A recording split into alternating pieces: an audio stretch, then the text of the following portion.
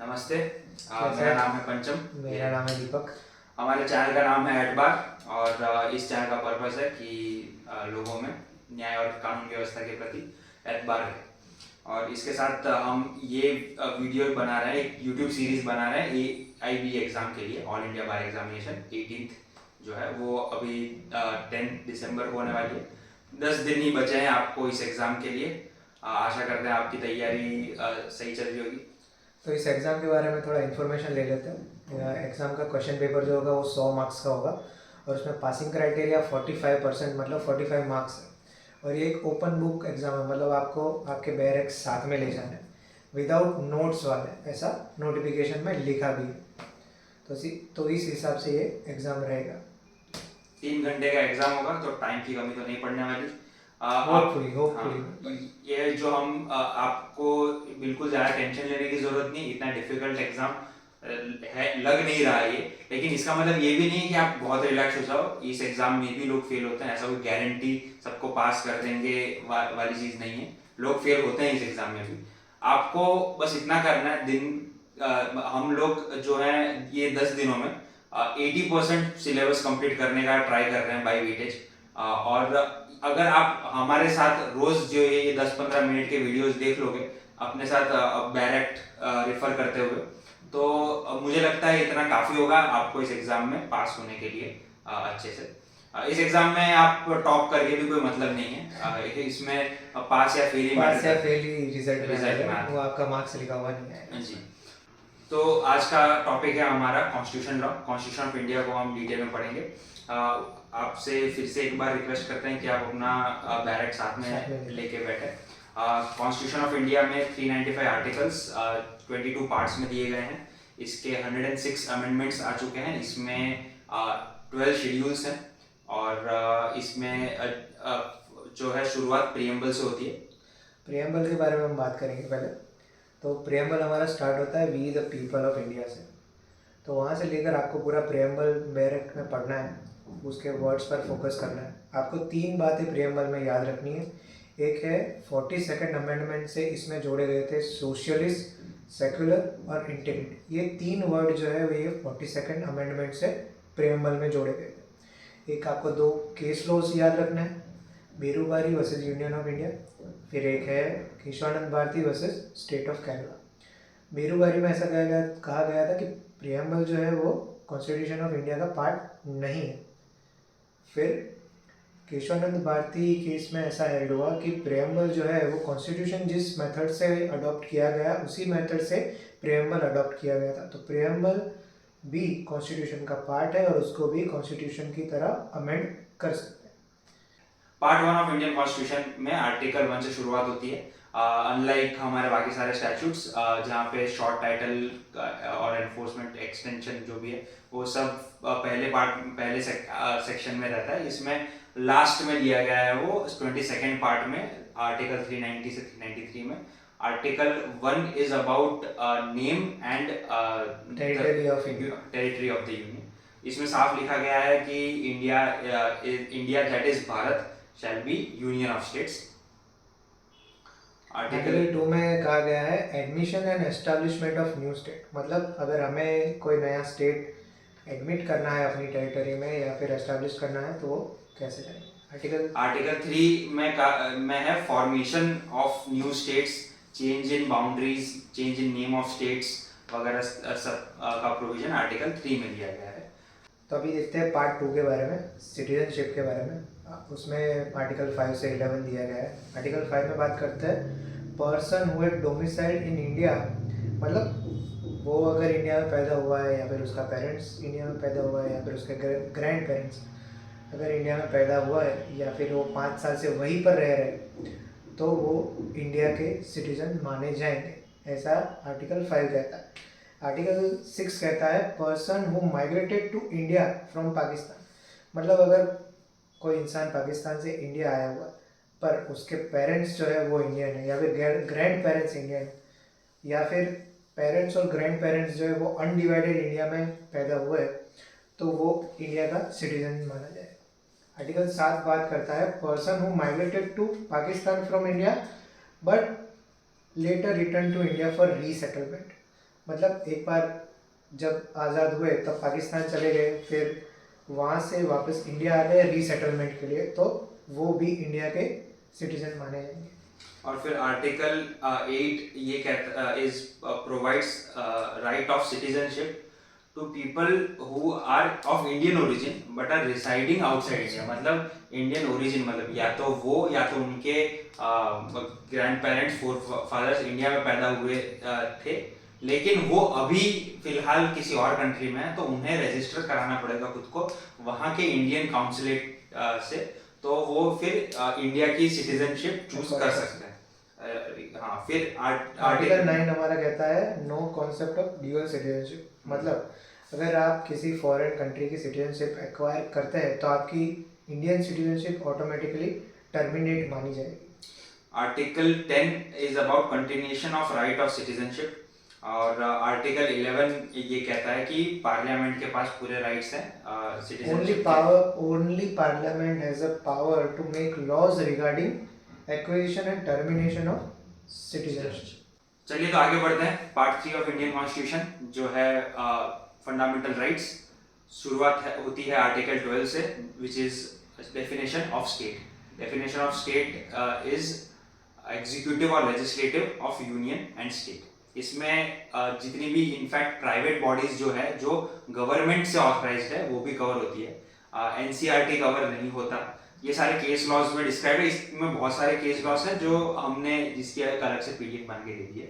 Article 13 जो है वो ये कहता है कि वो डेफिनेशन ऑफ लॉ है, और वो ये कहता है कि जितने भी लॉज बने हैं जो फंडामेंटल राइट के को वायलेट करते हैं वो सारे लॉज एबॉलिश हो जाएंगे कॉन्स्टिट्यूशन के इम्प्लीमेंटेशन के बाद। और उसमें हम 3 डॉक्ट्रिन्स पढ़ेंगे। पहली डॉक्ट्रिन है डॉक्ट्रिन ऑफ एक्लिप्स, जो कहता है कि fundamental rights will overshadow the those laws which violate fundamental rights. फिर दूसरी डॉक्ट्रिन है डॉक्ट्रिन ऑफ वेवियर, जो कहता है कि कोई भी पर्सन, कोई भी सिटीजन फंडामेंटल राइट को वेव ऑफ नहीं कर सकता। वो ये नहीं कह सकता कि मुझे राइट टू लाइफ या राइट टू इक्वालिटी नहीं चाहिए। Citizen do not have a choice to opt for fundamental rights basically. और फिर थर्ड डॉक्ट्रिन है डॉक्ट्रिन ऑफ सेवरेबिलिटी। मतलब अगर किसी लॉ, किसी स्टैट्यूट का कोई पार्ट या कुछ सेक्शन है, कुछ सेक्शंस के जो कुछ पार्ट अगर वायलेट करते हैं फंडामेंटल राइट्स को, तो बस वो पार्ट वॉइड होगा, पूरा स्टैट्यूट वॉइड नहीं होगा। ये है डॉक्ट्रिन ऑफ सेवरेबिलिटी। और आर्टिकल 13 में एक और बात करी गई है जुडिशियल रिव्यू के बारे में। जुडिशियल रिव्यू आपका 3 जगह पे दिया गया है आर्टिकल 13 में। मतलब इसमें दिया गया है कि अगर कोई भी लॉ इनकंसिस्टेंट नहीं है फंडामेंटल राइट से तो वो वॉइड हो जाएगा, अनकॉन्स्टिट्यूशनल गिना जाएगा। मतलब आपको राइट है कोई लॉ को चैलेंज करने का, तो इसको बोलते हैं राइट ऑफ जुडिशियल रिव्यू। कोई भी लॉ को आप जुडिशियली रिव्यू कर सकते हैं। ये आपका राइट आर्टिकल 13 में दिया गया है, एक आर्टिकल 32 में दिया गया है और आर्टिकल 226 में दिया गया है। आर्टिकल, ये तीनों आर्टिकल जो है उसमें जुडिशियल रिव्यू की बात करी गई। ठीक है, आगे बढ़ते हैं अभी राइट टू इक्वालिटी की तरफ। राइट टू इक्वालिटी में 4 आर्टिकल है, आर्टिकल 14, 15, 16 और 18। उसमें से आर्टिकल 14 बात करता है equality before law and equal protection of law. मतलब इक्वालिटी बिफोर लॉ जो है वो नेगेटिव कॉन्सेप्ट, मतलब लॉ जो है वो सुप्रीम है, लॉ के ऊपर कोई भी नहीं है, कोई भी इंसान नहीं है। अगर किसी इंसान को जज करना है लॉ के बेस पर तो उसको इक्वल माना जाए, कोई भी इंडिविजुअल हो, भले ही वो डिसेबल्ड ही क्यों ना हो। तो ये कॉन्सेप्ट हमें ये बात करता है कि लॉ से ऊपर कुछ भी नहीं है और every individual shall be treated similarly. तो दूसरा कॉन्सेप्ट है equal protection of law. It means that person who are placed in similar circumstances shall be treated similarly. मतलब अगर 4 लोग हैं, उनको अगर हम इक्वल सर्कमस्टेंसेस में रखते हैं तो उनको इक्वली ट्रीट किया जाएगा दूसरों के मुकाबले। जैसे कि हमारा रिजर्वेशन पॉलिसी है बैकवर्ड क्लास के बारे में, वो जो है वो प्रोटेक्टेड है अंडर आर्टिकल 14, जो कि प्रिविलेज देता है किसको, बैकवर्ड क्लासेस को। उसके बाद हम बढ़ते हैं आगे आर्टिकल 15 की तरफ। Article 15 talks about prohibition of discrimination जो है विच इज अगेंस्ट सिटीजन्स। इसमें आप ये जो वर्ड्स है मतलब ग्राउंड्स ऑफ डिस्क्रिमिनेशन याद रखिएगा। It prohibits discrimination against religion, race, caste, sex, place of birth और एनी ऑफ देम। इसमें एज नहीं आता, इसमें बस ये वर्ड्स ही आएगा। एक क्वेश्चन आया हुआ था इससे पहले कि AIB में, जहाँ पे ये इन वर्ड्स पे के ऊपर ही ऑप्शंस थे, किसी में एज था किसी में एज नहीं था, तो जिसमें एज नहीं था वो ऑप्शन सही था। आगे बढ़ते हैं आर्टिकल 16 में। आर्टिकल 16 हमारा बात करता है equality of opportunity in public employment. ठीक है, इसमें ग्राउंड्स दिए गए हैं religion, race, caste, sex, descent, place of birth और रेसिडेंस। इसमें 2 ग्राउंड्स ऐड होते हैं हमारे। एक डिसेंट मतलब आपके जो पूर्वज हैं उनकी बात करिए, आप कौन से बैकग्राउंड से बिलोंग करते हैं, और एक रेसिडेंट मतलब आप कौन सी जगह से बिलोंग करते हैं, उसको लेकर भी पब्लिक एम्प्लॉयमेंट में कोई भी डिस्क्रिमिनेशन नहीं कर सकता। Article 17 talks about abolition of untouchability. इसमें अनटचेबिलिटी को एक पनिशेबल ऑफेंस करार दिया गया है। आर्टिकल 18 हमारा बात करता है एबोलिशन ऑफ टाइटल्स के बारे में। मतलब आप जो टाइटल्स है उनको सफिक्स या प्रीफिक्स की तरह नहीं यूज कर सकते। जैसे कि बीच में कंट्रोवर्सी हुई थी सचिन तेंदुलकर की, कुछ शो में उनको बोला गया था भारत रत्न सचिन तेंदुलकर। तो ये जो अवार्ड है वो आप सफिक्स या प्रीफिक्स की तरह यूज नहीं कर सकते। हाउएवर एकेडमिक टाइटल्स जो है आपके, जैसे कि डॉक्टर है, एडवोकेट है, इंजीनियर है, उनको आप सोशली यूज कर सकते हैं। ये हमारा आर्टिकल 18 बात करता है। फिर हम आगे बढ़ते हैं। इनफैक्ट आर्मी को भी दिया गया है, मतलब जो दिए गए टाइटल्स है जैसे मेजर, लेफ्टिनेंट, ये सब अपने नाम के आगे यूज कर सकते हैं आर्मी पर्सनल, वो भी उनकी क्वालिफिकेशन होगी। चलिए तो आगे बढ़ते हैं। आर्टिकल 19 में दिया गया है राइट टू फ्रीडम, और इसमें 6 फ्रीडम्स इंश्योर की गई है हर सिटीजन के लिए, जो है freedom of speech and expression, freedom of assembly, freedom to form association, freedom to movement, freedom to reside and to settle, freedom to profession, occupation, trade और बिजनेस। ये सारे फ्रीडम एब्सोल्यूट नहीं है, इसमें रीजनेबल रिस्ट्रिक्शंस सब में कुछ ना कुछ रहते हैं। तो आगे बढ़ते हैं हम आर्टिकल 20 की तरफ। 20 में दिया गया है protection in respect of conviction of offence. इसमें 3 कॉन्सेप्ट दिए गए, no ex post facto law, no double jeopardy और no self incriminating evidences.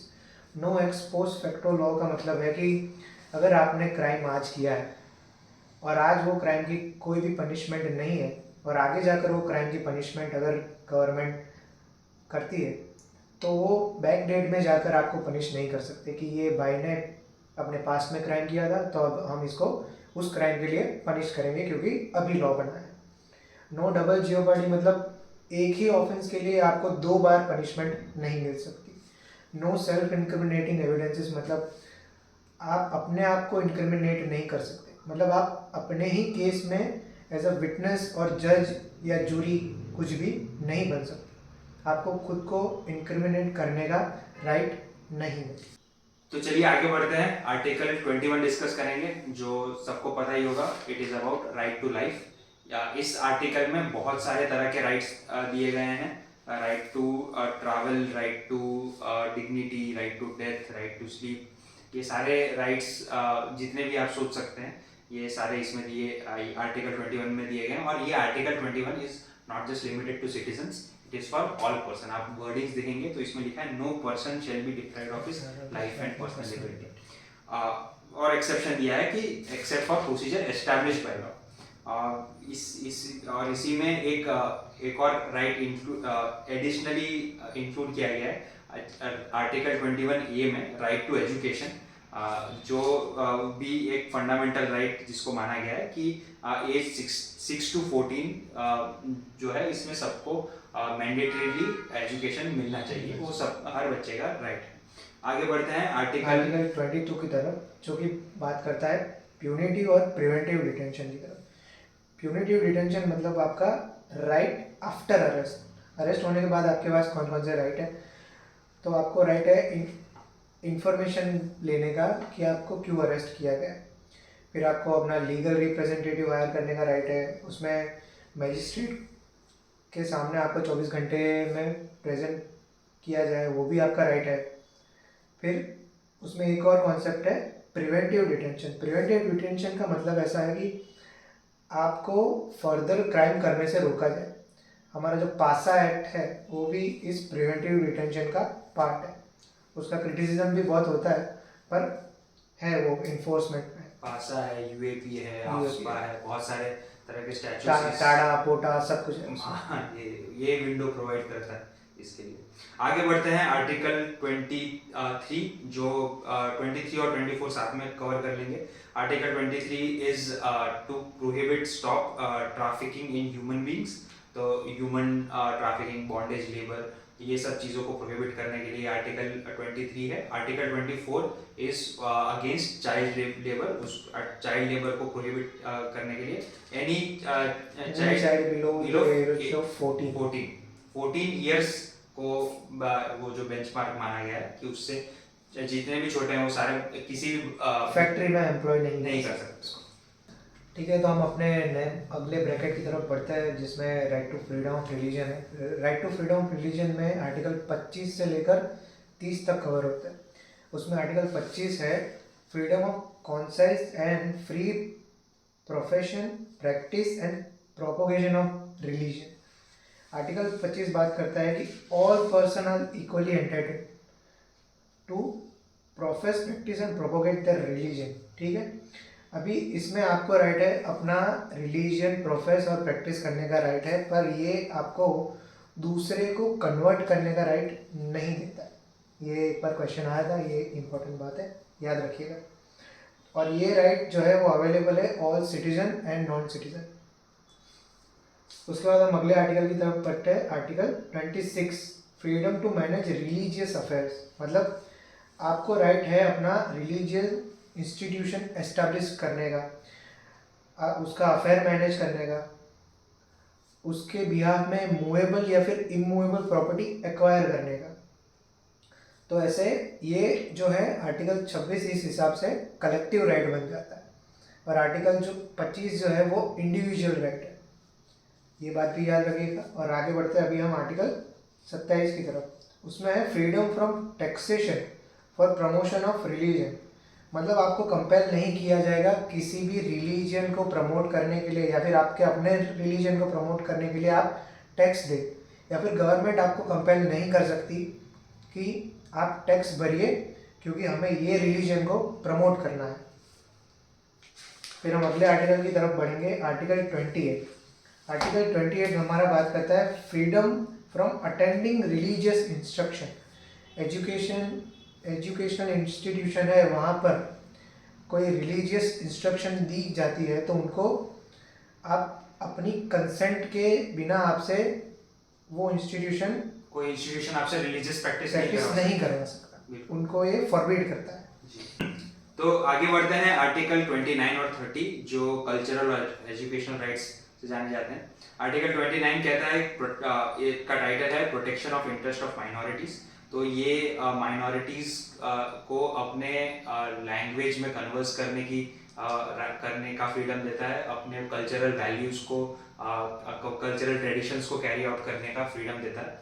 Article 30 minorities को अपने एजुकेशनल इंस्टीट्यूशंस बनाने का राइट दिया जाता है, जिससे वो अपने कल्चरल वैल्यूज को एनहांस कर सकते हैं। फर्दर आर्टिकल 29 में ये कहा गया है कि any section of society residing in any part of India having, तीन चीज़ें, कौन सी तीन चीज़ें? लैंग्वेज, स्क्रिप्ट और culture of its own.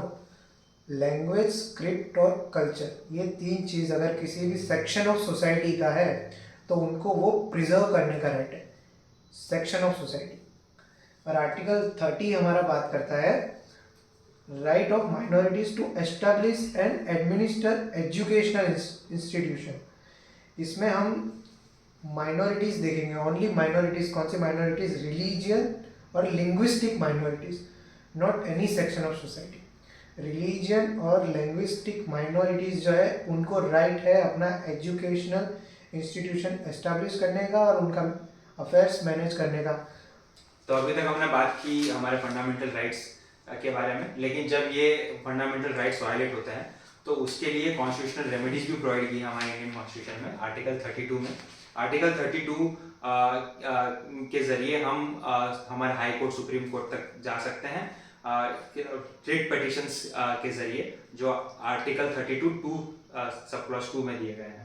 Article हमारा अगर फंडामेंटल राइट्स वायलेट होता है तो हम डायरेक्टली सुप्रीम कोर्ट में अप्रोच कर सकते हैं। हमें कोई भी लोअर कोर्ट्स में जाने की ज़रूरत नहीं है, डायरेक्टली हम सुप्रीम कोर्ट को अप्रोच कर सकते हैं अंडर आर्टिकल 32, और अंडर आर्टिकल 226 हम डायरेक्ट हाई कोर्ट में पिटिशन कर सकते हैं। और ये पिटिशन हम रिट पिटिशन 5 टाइप की रिट से कर सकते हैं। आर्टिकल 32 सब क्लॉज 2 में रिट पिटिशंस प्रोवाइड किए गए हैं, हेबियस कॉर्पस, मेंडेमस, प्रोहिबिशन, सर्टिलरी और कोड वारंट। इसके अलावा पब्लिक इंटरेस्ट लिटिगेशन भी एक जरिया है जिसमें लोकस स्टैंडर्ड की जरूरत नहीं होती, रिलैक्स किया गया है लोकस स्टैंडर्ड। और हमारा अगला आर्टिकल है आर्टिकल 33 और 34। ये इतना ऐसा कोई इंपॉर्टेंट नहीं है, पर देख लेते हैं एक बार। आर्टिकल 32 जो है वो पार्लियामेंट को एम्पावर करता है रिस्ट्रिक्ट करने के लिए fundamental rights of armed force. ठीक है, आर्म्ड फोर्स के अगर फंडामेंटल राइट्स रिस्ट्रिक्ट करने हो तो पार्लियामेंट कर सकती है। ये किस लिए ये प्रोविजन दिया गया है, ताकि कोई म्यूटिनी ना हो जाए आर्म्ड फोर्स में। आर्टिकल 34 की तरफ बढ़ते हैं। आर्टिकल 34 में बात किया गया है कि हमारे फंडामेंटल राइट्स जो है वो रिस्ट्रिक्ट किए जाएंगे कब, जब मिलिट्री रूल इंडिया में लागू हो रहा है। पर हमारा आर्टिकल 20 और 20 में हमने डिस्कस किया था no expose petrol, no double jeopardy, no self incriminating evidences. और 21 जो है हमारा right to life and personal liberty. ये जो है वो कभी भी सस्पेंड नहीं हो, even during the martial law.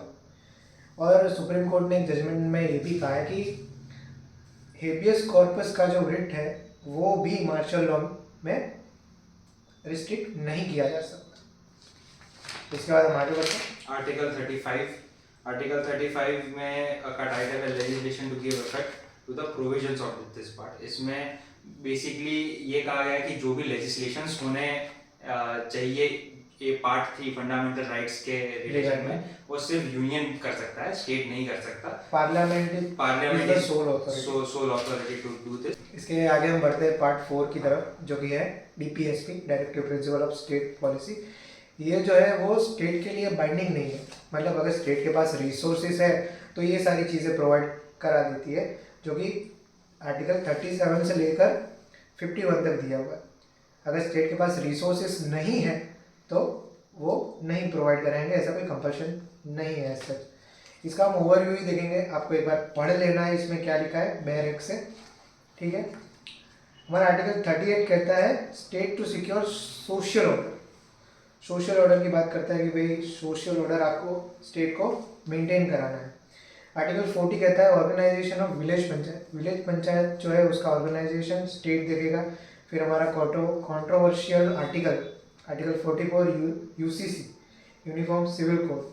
उसके बाद article 46 promotion of education of schedule caste, schedule tribe and other backward classes. उसके बाद हमारा है article 48 organization of agriculture and, उसके बाद हमारा है article 49 protection of monument and places of national importance. ये स्टेट की जिम्मेदारी है। उसके बाद हमारा आर्टिकल 50 है separation of judiciary from executives. तो DPSP जो पार्ट है it just provides guidelines for state legislators to make state laws accordingly.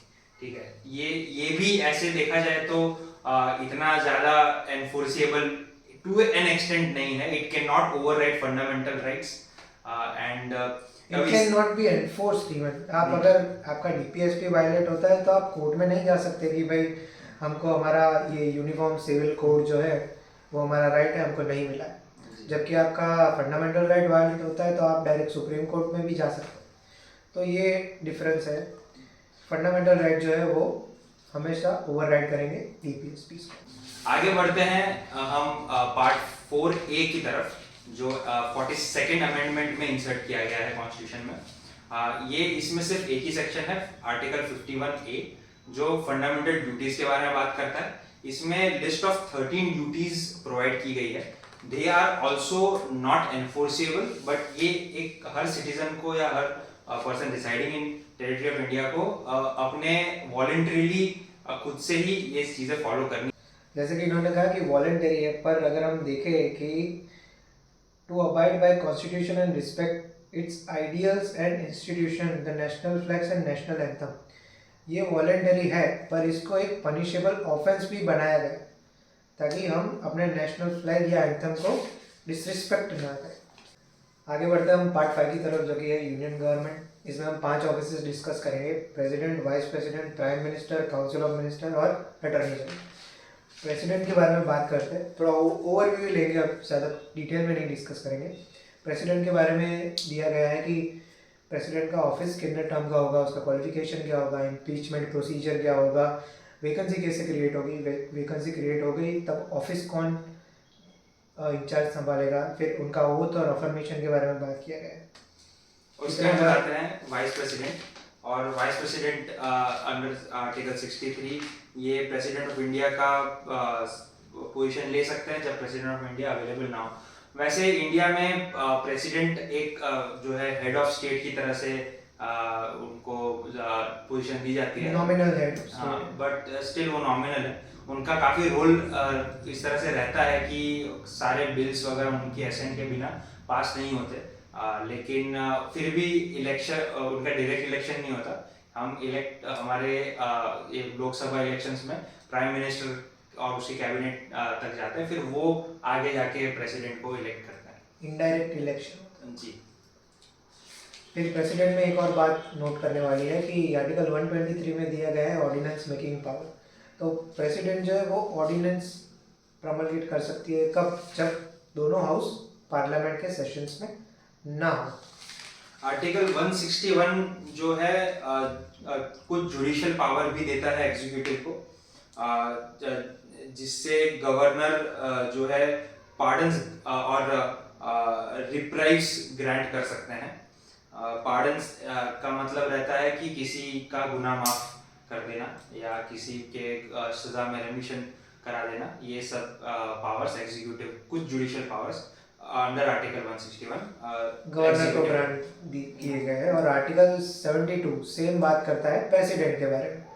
अगर आपको एक ट्रिक चाहिए कि अगर यूनियन से स्टेट की तरफ हमें आर्टिकल पता नहीं चल रहा है, तो यूनियन का जो आर्टिकल है, जैसे कि आर्टिकल 123 बात करता है ordinance making power of president, ठीक है।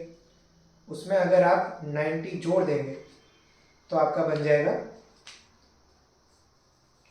आर्टिकल 213, जो कि है ordinance making power of governor. आगे बढ़ते हैं हम वाइस प्रेसिडेंट की तरफ। वाइस प्रेसिडेंट एज सच कोई एग्जीक्यूटिव इनका काम नहीं है। वाइस प्रेसिडेंट जो है वो एक्स ऑफिशियो चेयरमैन होते हैं राज्यसभा के, इतना उनका काम है। और जब रिजाइन करते हैं प्रेसिडेंट तो अपना रेजिग्नेशन देते हैं वाइस प्रेसिडेंट को, क्योंकि उनके ऊपर और कोई पोस्ट नहीं है। और अगर in case of death and resignation, vice president जो है वो चार्ज संभालता है प्रेसिडेंट का, unless the new president election is conducted. इसमें फिर एक चैप्टर है पार्लियामेंट का, जिसमें हमारी बाइकैमरल सिस्टम ऑफ गवर्नमेंट जो है, जहाँ लोकसभा, राज्यसभा, इसमें कितने मेंबर होंगे और उसमें उनके कितने टर्म्स रहेंगे, ये सब चीज़ें विस्तार में बताई गई है। और ये चीज़ें आप एग्जाम पॉइंट ऑफ व्यू इतनी इम्पोर्टेंट नहीं है, स्टिल आप एग्जाम के टाइम पे अगर कोई क्वेश्चन इस तरह से आता है तो आपको पता होना चाहिए कि हाँ भाई, इस पार्ट 5 में मुझे खोलना है, द यूनियन में जाके मुझे इसमें एक चैप्टर होगा, chapter 8 constitution, parliament, chapter 8 parliament, और वहां पे जाके आपको मिल जाएगी ये चीज। तो आपको ये चीज का ध्यान रखना है। आपको ये आना चाहिए कि बैरक में से आप तुरंत कम समय में आप अपने जवाब तक पहुंच सकते हो। तो आगे बढ़ते हैं और अब हम जुडिशियरी के बारे में बात करते हैं, द यूनियन पार्ट में। इसमें सुप्रीम कोर्ट के कॉन्स्टिट्यूशन, अपॉइंटमेंट ऑफ जजेस, उनके ऑफिस का टेन्योर, उनका रिमूवल का प्रोसीजर, ये सब इसमें दिया गया है। हमारे यहाँ इस पर आर्टिकल 124 क्लॉज 2 सुप्रीम कोर्ट के जजेस का रिटायरमेंट जो पीरियड है वो 65 ईयर्स ऑफ एज है। एज कम्पेयर टू बाकी सब डेमोक्रेसीज, काफ़ी यंग एज में हमारे यहाँ पे सुप्रीम कोर्ट के जजेस रिटायर होते हैं। और इसमें एक और चीज़ याद रखनी है कि सुप्रीम कोर्ट के जो चीफ होता है, चीफ जस्टिस ऑफ इंडिया, जो हाईएस्ट जुडिशियल पोजीशन होती है, उसको अपॉइंट करते हैं प्रेसिडेंट, और प्रेसिडेंट को अपॉइंट करते हैं chief justice of India. Qualification देख लेते हैं एक बार क्या है। तो वो होना चाहिए सिटीजन ऑफ इंडिया, फिर जज रह चुका होना चाहिए 5 साल के लिए हाई कोर्ट का, या फिर प्रैक्टिसिंग एडवोकेट होना चाहिए हाई कोर्ट में 10 साल के लिए। तो ये है क्वालिफिकेशन सुप्रीम कोर्ट के जज बनने का। जुडिशरी में और भी चीज़ें दी गई है, जैसे रिव्यू जुरिस्डिक्शन जो है आर्टिकल 137 में दिया है। क्यूरेटिव पिटिशंस को भी, curative petition in the sense कि Supreme Court is the highest appellate body, तो मतलब केस अगर अपील हो के सुप्रीम कोर्ट तक जाता है, उसके बाद भी उसमें जुडिशियल रिव्यू कर सकते हैं, उसके बाद भी उस पर क्यूरेटिव पिटिशंस भी डाल सकते हैं। लेकिन ये बहुत रेयर सिचुएशंस में जाता है जहाँ पे ग्रोस मिसकैरेज ऑफ जस्टिस हुआ हो। आगे बढ़ते हैं पार्ट 6 की तरफ। हमने पार्ट 5 में देखा 5 ऑफिस को, president, vice president, council of minister, prime minister और अटॉर्नी जनरल। हमारा स्टेट में भी कुछ ऐसा ही सिमिलर कंपोजिशन है, जो कि है गवर्नर, चीफ मिनिस्टर, फिर काउंसिल ऑफ मिनिस्टर और एडवोकेट जनरल। ये सिमिलर सिचुएशन जैसी यूनियन में थी वैसी ही सेम सिमिलर सिचुएशन स्टेट में है, और उनके पावर्स भी ऑलमोस्ट सिमिलर ही है। हमें एक चीज़ और याद रखनी है, खैर हमें जब बेसिक फीचर्स ऑफ कॉन्स्टिट्यूशन हम नहीं उस पर फोकस किया, लेकिन ये चीज़ हमें ध्यान में रखनी है कि इंडिया जो है एक फेडरल सिस्टम नहीं है। इंडिया में प्योर कंप्लीटली फेडरल नहीं है, ये फेडरल और यूनिटरी दोनों का मिक्सचर है, और इसीलिए इसमें कुछ फेडरल फीचर्स हैं। स्टेट को टैक्स कलेक्ट करने का पावर है, स्टेट के पास कुछ ऑटोनॉमी है, जो 7 शेड्यूल में स्टेट लिस्ट में जो पावर्स मिले हैं इसको। लेकिन इसके अलावा देखा जाए तो यूनिटरी फीचर्स भी काफ़ी ज़्यादा है, जैसे कि ऑल इंडिया सर्विसेज जो है वो है, फिर हमारा गवर्नर का जो अपॉइंटमेंट है वो यूनियन के द्वारा होता है। और जैसा यूनिटरी फीचर, जैसा हमने देखा आर्टिकल 3 में, in fact name of states, boundaries, सब चीजें, ये सारी पावर्स जो है वो यूनियन के पास है। बिल्कुल, अल्टरेशन की स्टेट में इससे जिनका कोई भी रोल नहीं है। पार्ट 6 के चैप्टर 5 में हाई कोर्ट्स के बारे में दिया गया है, हाई कोर्ट्स के रिकॉर्ड मेंटेनेंस का, कॉन्स्टिट्यूशन ऑफ हाई कोर्ट्स के जजेस का अपॉइंटमेंट, उनका ओथ, उन पे जो रिस्ट्रिक्शंस लगते हैं, उनकी सैलरीज, ट्रांसफर कैसे होगा, सब चीज़ों का प्रोसीजर आर्टिकल 214 से लेके आर्टिकल 231 तक दिया गया है। और उसके बाद चैप्टर 6 में सबऑर्डिनेट कोर्ट्स के बारे में भी इसी पार्ट में डिस्कशन हुआ है कि इसमें डिस्ट्रिक्ट जजेस का अपॉइंटमेंट कैसे रहेगा, उनका रिक्रूटमेंट, उनका क्वालिफिकेशन, और वो इंटरप्रिटेशन कैसे करेंगे, वगैरह सब चीज़ें इसमें इस पार्ट में दिया है। आप एग्जाम में अगर यहाँ से क्वेश्चन है तो आपको इंडेक्स में जाके आप फिर पेज नंबर इस पार्ट 6 के चैप्टर 6 में जाके आप यहाँ से देख सकते हैं। तो चलिए आगे बढ़ते हैं। इसके आगे जितने भी पार्ट्स हैं वो सारे एग्जाम पॉइंट ऑफ व्यू इतने इम्पोर्टेंट नहीं है, स्टिल हम एक बार उनको ब्रीफली कवर कर लेंगे इंडेक्स के जरिए। पार्ट अगर हम देखें, पार्ट 7 जो है रिपील किया हुआ है, states in part B of first schedule, वो पार्ट रिपील कर दिया है। फिर पार्ट 8 होता है यूनियन टेरिटरीज के हिसाब से। इंडिया में जो 7 यूनियन टेरिटरीज है उसमें दिल्ली एक स्पेशल केस है, उसके यूनियन टेरिटरी का एडमिनिस्ट्रेशन अलग तरीके से दिया है, लेजिस्लेटिव असेंबली से चलता है। बाकी यूनियन टेरिटरीज जो है वो डायरेक्ट पार्लियामेंट या फिर प्रेसिडेंट जो है वो रेगुलेशन से चलाता है जी। इसमें वहाँ के जो जुडिशरी रहेगी वो उनके एडजेसेंट स्टेट, उनका जो गवर्नर रहेगा वो भी एडजेसेंट स्टेट का जो होगा वो शेयर करता है। हाई कोर्ट जो उनका हाई कोर्ट होता है और गवर्नर होता है वो एडजेसेंट स्टेट के साथ वो शेयर करेंगे यूनियन टेरिटरीज। ये सब चीज़ें दी गई है। फिर हम पार्ट 9 में आते हैं पंचायत में।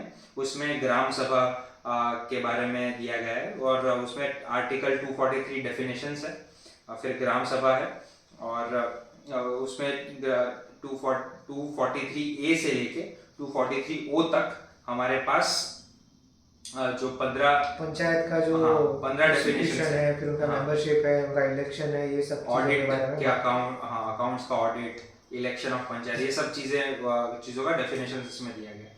फिर हम 9A के बारे में जाएंगे। जैसे गांव में पंचायत है, ग्राम पंचायत है, वैसे ही सिटीज में म्यूनसिपालिटीज है, उसका डेफिनेशन दिया गया है। वो सेम आर्टिकल ही कंटिन्यू हो रहा है। 243 वो P से लेके G तक म्यूनसिपालिटीज है। फिर पार्ट 9B में कोऑपरेटिव सोसाइटीज के बारे में ही दिया गया है। ये 243Z, आर्टिकल 243ZH से लेके आर्टिकल 243ZT तक दिया गया है। इसके बाद आते हैं हम पार्ट 10 में, आर्टिकल 244 और 244A, बस 2 ही आर्टिकल है इस पार्ट में। ये पार्ट का टाइटल है the scheduled and tribal areas, तो उसके एडमिनिस्ट्रेशन के बारे में और उसके फॉर्मेशन के बारे में प्रोसीजर्स दिए गए हैं। पार्ट 11 में हमें बात करी है सेंटर स्टेट रिलेशन की। सेंटर स्टेट रिलेशन जो है वो 3 पार्ट में डिवाइड किया गया है। एक तो है लेजिस्लेटिव, एडमिनिस्ट्रेटिव और फाइनेंशियल रिलेशन। अभी लेजिस्लेटिव में हम 2 एस्पेक्ट में बात करेंगे, एक टेरिटोरियल जुरिस्डिक्शन और subject wise jurisdiction. Territorial jurisdiction में हमारे पास 2 पावर्स है, पार्लियामेंट और स्टेट लेजिस्लेचर।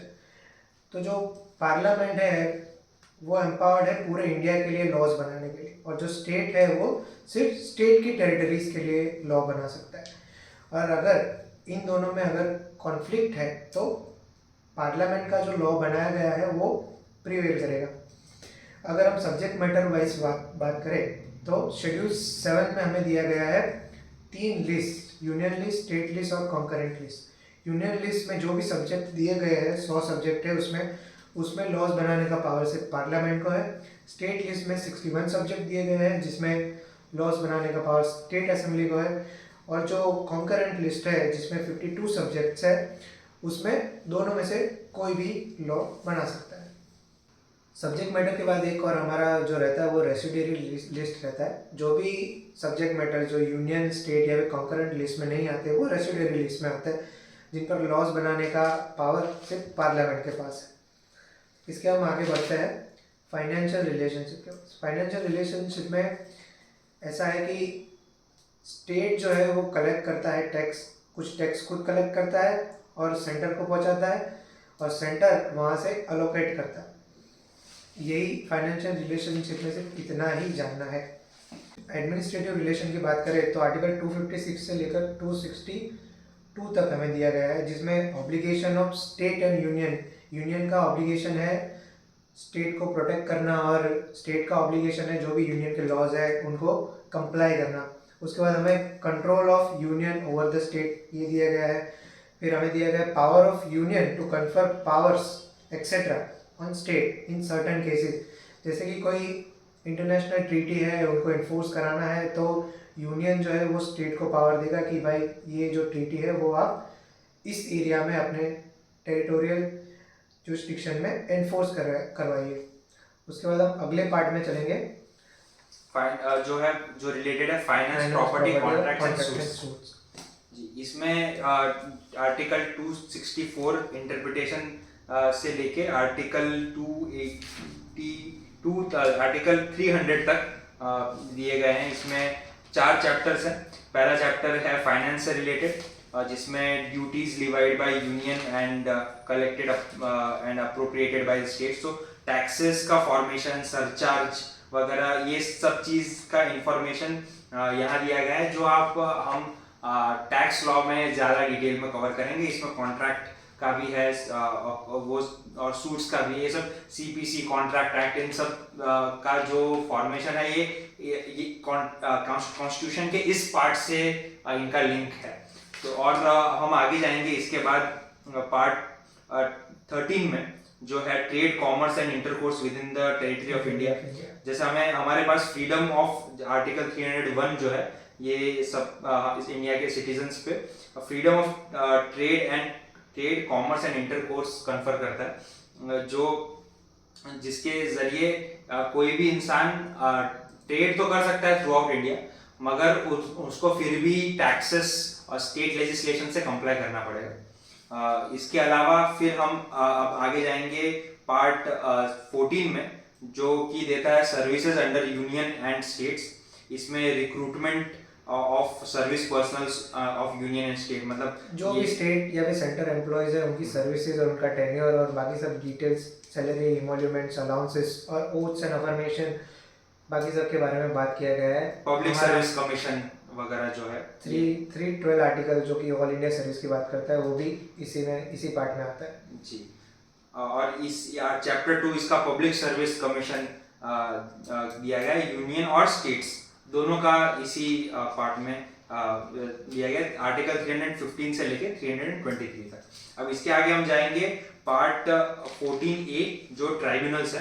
तो ट्राइब्यूनल्स होते क्या है कि सुप्रीम कोर्ट, हाई कोर्ट और जो सबऑर्डिनेट कोर्ट्स हैं, ये सारे जनरली जितने भी लॉज हैं उनको उसके ऊपर एजुडिकेट करने के लिए है। बट इसके अलावा भी जो है कुछ स्पेशलाइज्ड फील्ड्स होते हैं जिसके अंदर एक सेपरेट ट्रिब्यूनल है, जिसके अंदर जो जजेस होते हैं वो उसमें एक पर्टिकुलर फील्ड के सब्जेक्ट मैटर एक्सपर्ट्स होते हैं, तो उनको उसके बारे में ज्यादा नॉलेज रहती है। जैसे नेशनल ग्रीन ट्रिब्यूनल है, जो टेलीकम्युनिकेशन का एक ट्रिब्यूनल है। इसके बाद आगे जाएंगे हम इलेक्शंस में। तो इलेक्शन कमीशन का फॉर्मेशन पार्ट 15 में दिया गया है, आर्टिकल 324 से लेके आर्टिकल 329 तक। आगे पार्ट 16 जो है वो special provisions relating to certain classes दिया गया। इसमें पहले तो एंग्लो इंडियंस के कुछ के लिए कुछ दिया था, लेकिन फिर reservation of seats for SC/STs and in the house of people, मतलब लोकसभा में SC/ST का रिप्रेजेंटेशन के लिए एक आर्टिकल दिया गया है। वैसे ही नेशनल कमीशन फॉर SCS जो है आर्टिकल 338 के थ्रू होता है। आर्टिकल 338A में national commission of scheduled tribes दिया गया है। वैसे ही आगे जाके आर्टिकल 338B भी ऐड किया, जो national commission of backward classes, जो OBC या SC/BC में जो फॉल करते हैं उसके लिए ये चीज़ है। और फिर इसके अलावा ये सारे नेशनल कमीशंस रन करने के लिए जो कमिश्नर्स हैं उनका अपॉइंटमेंट कैसे होता है, और शेड्यूल कास्ट और शेड्यूल कास्ट आर्टिकल 341 में डिफाइन किया है, और आर्टिकल 342 में शेड्यूल ट्राइब्स किया गया है, और 342A फिर एडिशनली लगाया गया है, जिसमें socially and educationally backward classes का जिक्र है, जिससे उनको educational academic higher academic qualification के लिए रिलैक्सेशन और कई जगह रिजर्वेशन, सीट में रिजर्वेशन भी मिलता है। तो पार्ट 17 में देखते हैं ऑफिशियल लैंग्वेजेस। ये जो पार्ट है ये काफी इंपॉर्टेंट है कॉन्स्टिट्यूशन मेकिंग के प्रोसेस में। ये पार्ट इसमें एक कंसेंसस में आने के लिए हमारे कॉन्स्टिट्यूशन असेंबली को काफी टाइम लगा था। इसमें काफी पैशनेट आर्ग्यूमेंट्स और डिस्कशंस हुए थे इस पार्ट को फ्रेम करते वक्त। इसमें एज पर आर्टिकल 343 हमारी official language of union Hindi decide करी गई, और इसमें एक 15 इयर्स का पीरियड था जिसमें इंग्लिश और हिंदी दोनों यूज किए जाएंगे। वैसे देखा जाए तो हमारे इंडिया में कोई नेशनल लैंग्वेज एज सच नहीं है, कॉन्सेप्ट नहीं है, बट मेजॉरिटी हिंदी स्पीकर्स हैं, और इसीलिए मेजॉरिटी स्टेट्स में हिंदी लैंग्वेज समझी और बोली जाती है। तो ये देखते हुए official language of the union Hindi रखी गई, और भी 22 लैंग्वेजेस को रिकॉग्नाइज किया गया एज ऑफिशियल लैंग्वेज। और हर स्टेट लेजिस्लेशंस में वहाँ की जो ऑफिशियल लैंग्वेज है उनकी ऑफिशियल लैंग्वेज अलग हो सकती है, उसका प्रोविजन दिया गया। हाउएवर जुडिशियरी जो है, हाई कोर्ट्स है सारे स्टेट के और सुप्रीम कोर्ट है, इन सब की जो प्रोसीडिंग्स होगी और इन सब में जो रिकॉर्डिंग्स होगी वो सब चीजें डॉक्यूमेंट इंग्लिश लैंग्वेज में ही होगा, ये इसमें लिखा गया है। और मैं जैसे बोल रहा हूँ, ये आर्टिकल 348 जो है chapter 3 of part 17 language of supreme court and high court में मेंशन है। तो आपको जब एग्जाम में अगर यहाँ से क्वेश्चन आता है तो आप इस तरह से जाइएगा, पार्ट नंबर का टाइटल देखिएगा, चैप्टर नंबर का टाइटल देखिएगा, और फिर वहां से आप सर्च कर लीजिए आपको कहाँ जाना। आगे बढ़ते हैं हम पार्ट 18 की तरफ, जिसमें इमरजेंसी प्रोविजन दिया गया है। 3 टाइप की इमरजेंसी होती है, नेशनल इमरजेंसी, प्रेसिडेंट रूल और फाइनेंशियल इमरजेंसी। नेशनल इमरजेंसी हमारा आर्टिकल 352 में दिया गया है, जिसमें नेशनल इमरजेंसी जो वर्ड है वो यूज नहीं किया गया है। इसमें लिखा गया है प्रोक्लेमेशन ऑफ इमरजेंसी। अब इमरजेंसी को कौन प्रोक्लेम कर सकता है? सिर्फ president, on the advice of aid and advice of prime minister and council of minister. फिर इसके बाद हम आर्टिकल 353 में बात करते हैं effect of proclamation of emergency. फिर हम आगे बढ़ते हैं, इसमें provision in case of failure of constitutional machinery in state. इसका मतलब है प्रेसिडेंट रूल। अगर स्टेट जो है वो फेल कर जाता है कोई भी डायरेक्शन गिवन बाय सेंटर, तो सेंटर जो है वो प्रेसिडेंट रूल इम्पोज कर सकता है। ये बात करी गई है आर्टिकल 356 और 357 में। आर्टिकल 358 में बात करी गई है suspension of article 19 during emergencies. जैसे ही कोई इमरजेंसी प्रोक्लेम की गई है तो आर्टिकल 19 जो है वो ऑटोमेटिकली सस्पेंड हो जाता है। जैसे हमने फंडामेंटल राइट में बात करी, दो आर्टिकल जो है वो कभी भी सस्पेंड नहीं होंगे, आर्टिकल 20 और आर्टिकल 21। फिर आर्टिकल 359 में बात करी गई है suspension of enforcement of right conferred by part 3 during emergency. Article 19 जो है हमारा वो इमरजेंसीज में अपने आप सस्पेंड हो जाता है, पर बाकी के जो आर्टिकल है वो सस्पेंड नहीं होते, उनका एनफोर्समेंट जो है वो सस्पेंड कर सकती है। जैसे कि आप अपना आर्टिकल 14 को लेकर सुप्रीम कोर्ट में मूव नहीं कर सकते उसको एनफोर्स कराने के लिए ड्यूरिंग इमरजेंसी। फिर आर्टिकल 359A जो है वो रिपील किया गया है। उसके बाद आर्टिकल 360 जो है वो फाइनेंशियल इमरजेंसी है। हमारे इंडिया में, इंडिपेंडेंट इंडिया में कभी भी फाइनेंशियल इमरजेंसी आज तक हुई नहीं है।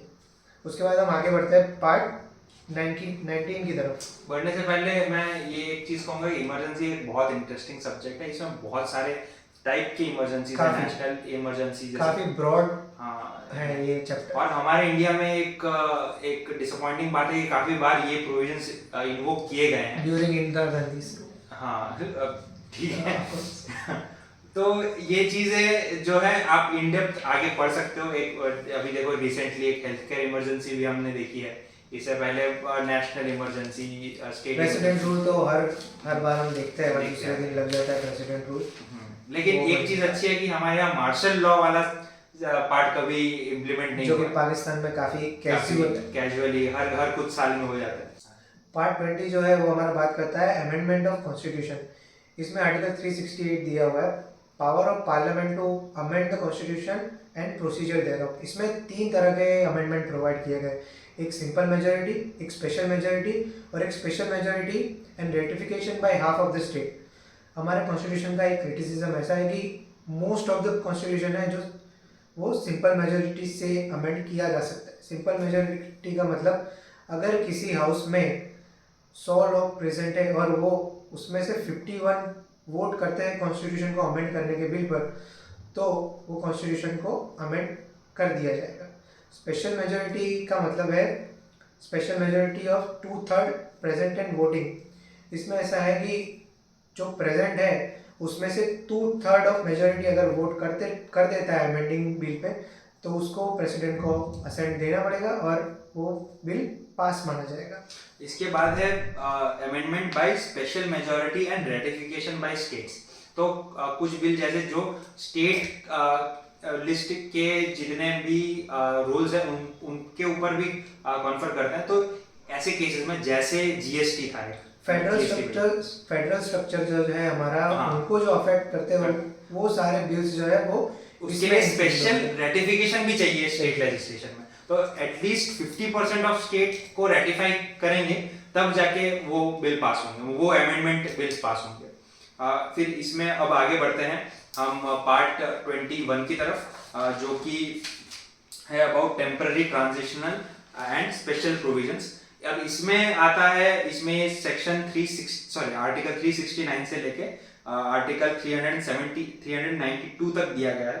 अब इसमें ये आर्टिकल 370 भी आता है, जैसे इसमें इसका आर्टिकल का टाइटल ही है टेम्पररी एंड प्रोविजन।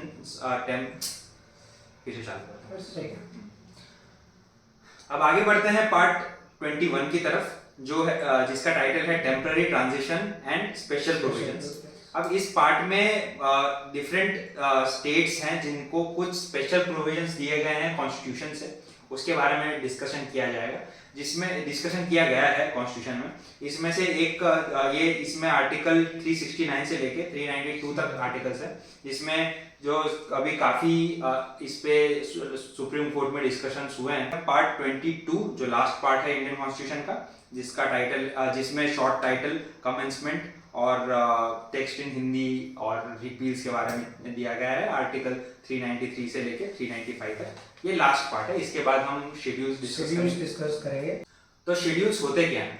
शेड्यूल्स जैसे हमारे पहला पार्ट जो था जिसका नाम था यूनियन एंड टेरिटरी, और तो वैसे ही पार्ट शेड्यूल 1 का नाम है name of states and union territories. तो इसका ये है कि जो कॉन्स्टिट्यूशन में लिखे गए आर्टिकल्स है उसको सपोर्ट करने के लिए ये शेड्यूल्स है, मतलब उसमें जो इंफॉर्मेशन है उसमें डिटेल में जाने के लिए जो एग्जैक्ट नाम है स्टेट्स का और यूनियन टेरिटरीज का, वो इस शेड्यूल में दिया है। जैसे कि मैं उदाहरण देता हूँ कि कोई ईमेल आप लिखते हैं तो फिर उसमें रेफरेंस देने के लिए हम अटैचमेंट्स लगाते हैं और ईमेल में लिखते हैं कि हाँ ये चीज इसमें लिखी, जैसे हम एनेक्सर्स डालते हैं किसी लीगल डॉक्यूमेंट में। उसी तरह से ये कॉन्स्टिट्यूशन में जो आर्टिकल्स थे उसको सपोर्ट करने के लिए, उसको डिटेल में उसको पॉइंट रेफर करने के लिए ये शेड्यूल्स दिए गए हैं। जैसे कि इन्होंने बोला कि हमारा पहला पार्ट था यूनियन एंड टेरिटरी, तो हमारा पहला शेड्यूल हो जाएगा name of states and union territories. फिर उसके बाद हमारा जो एमोल्यूमेंट्स मतलब सैलरीज और privileges of MPs and MLAs, हमने एमपीज और एमएलएज की बात करी वो पार्लियामेंट वाले चैप्टर में। तो उसका एमोल्यूमेंट, उन लोगों का एमोल्यूमेंट, उनका प्रिविलेज क्या होगा, अलाउंसेस क्या होंगे, वो सब की बात हम शेड्यूल 2 में करेंगे। शेड्यूल 3 में हम बात करेंगे कि वो जो यूनियन के ऑफिसर्स है जैसे कि president, vice president, council of minister, फिर अटॉर्नी जनरल, इनका ओथ अफर्मेशन क्या होगा और कौन दिलाए। हमारा 4th शेड्यूल है allocation of seats to states and union territories in Rajya Sabha. हमारा 5th शेड्यूल है administration and control of schedule and tribal areas. हमारा 6th शेड्यूल है administration and control of tribal areas of Assam, Meghalaya, Tripura and Mizoram.